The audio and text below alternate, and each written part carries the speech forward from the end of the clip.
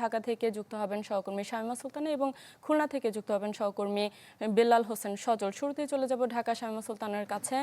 শামীমা, নির্বাচনের প্রচারে প্রার্থীরা নেমেছেন কিনা, কি বলছেন, প্রার্থীদের কেমন অঙ্গীকার করছেন?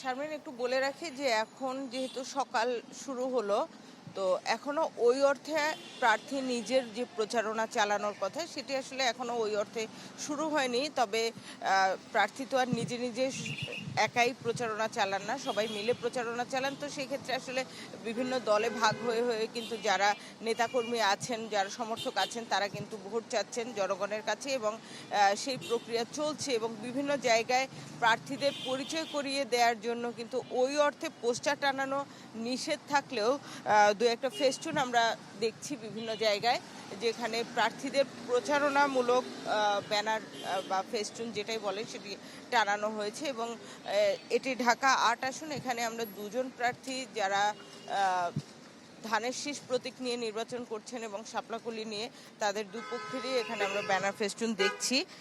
তবে পোস্টার বানাতে কিন্তু নিষেধ আছে নির্বাচন কমিশনের পক্ষ থেকে। এবং তারপরেও ঢাকায় বিভিন্ন জায়গায় বিভিন্ন প্রার্থী দুই একজন, সবাই না, দুই একজনের ব্যানার ফেস্টুনের পাশাপাশি পোস্টারও দেখা গিয়েছে এবং সেগুলো কিন্তু সরাসরি নির্বাচন কমিশন সাথে সাথে নির্দেশনা দিয়েছে যাতে সেগুলো সরিয়ে ফেলা হয় এবং সেগুলো কিন্তু সরিয়ে ফেলা হচ্ছে।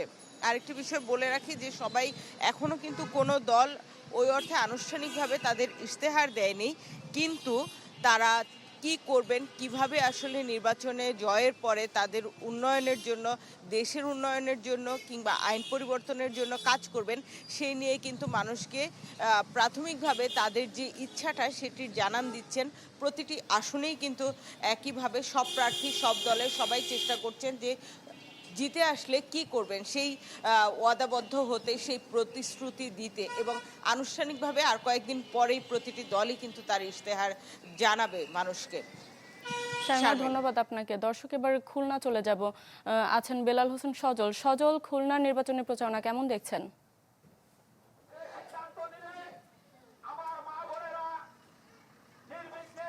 শারমিন, খুলনা কিন্তু উৎসব মুখর পরিবেশে প্রচার প্রচারণা সেটি চলছে। নির্বাচনী আমেজ বইছে খুলনার ৬টি সংসদীয় আসনে এবং গ্রাম থেকে পাড়া মহল্লা, সব অলিগলি, সব জায়গায় কিন্তু চায়ের আড্ডাতেও এই নির্বাচনী প্রচার প্রচারণা চলছে। আমরা এই মুহূর্তে আছি ডুমুরিয়ার ষলুয়া বাজার এলাকায়। এখানে আমরা দেখতে পাচ্ছি জামায়াত ইসলামীর সেক্রেটারি জেনারেল মিয়া গোলাম পরোয়ার, তিনি তার যে নির্বাচনী প্রচারণা সেটি কিন্তু করছেন। এবং ঠিক এই ষোলো বাজারে এখানে এই মুহূর্তে আমরা দেখছি যেমন মহিলা কর্মীরা রয়েছে, পুরুষ কর্মীরা রয়েছেন। তিনি এই পথসভায় বক্তব্য রাখবেন একটু পরেই। এরপরেই তিনি পার্শ্ববর্তী একটি এলাকায় যাবেন। সব মিলে বলা যায় যে এখানকার যারা মানুষ রয়েছে, যেহেতু তিনি এর আগেও এখান থেকে নির্বাচিত হয়েছিলেন, এমপি ছিলেন, সে কারণে তার কাছে চাওয়াটা একটু বেশি। বিশেষ করে খুলনার এই যে ডুমুরিয়া ফুলতলা যে সংসদীয় আসনটা রয়েছে, এখানে কিন্তু জলাবদ্ধতা, বিল ডাকাতের যে জলাবদ্ধতা, সেটা একটা বড় চ্যালেঞ্জ। তো প্রার্থীরা যেটি বলছেন যে এই ধরনের জলাবদ্ধতা দূর করুন, পাশাপাশি কর্মসংস্থানের ব্যবস্থা সহ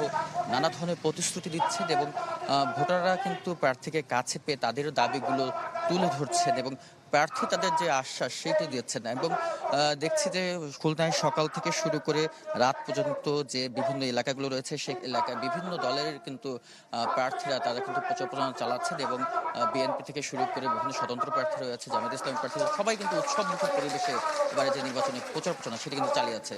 তো শারমিন, সব মিলে খুলনার এই ছিল আমার কাছে নির্বাচনী প্রচার প্রচারণা সবশেষ। ধন্যবাদ আপনাকে। দর্শক, নির্বাচনী প্রচারণার খবর জানাচ্ছিলেন আমাদের সহকর্মীরা। এ গ্রেড ক্লিংকারের কনফিডেন্স সিমেন্ট, বাংলাদেশের হৃদয় জুড়ে।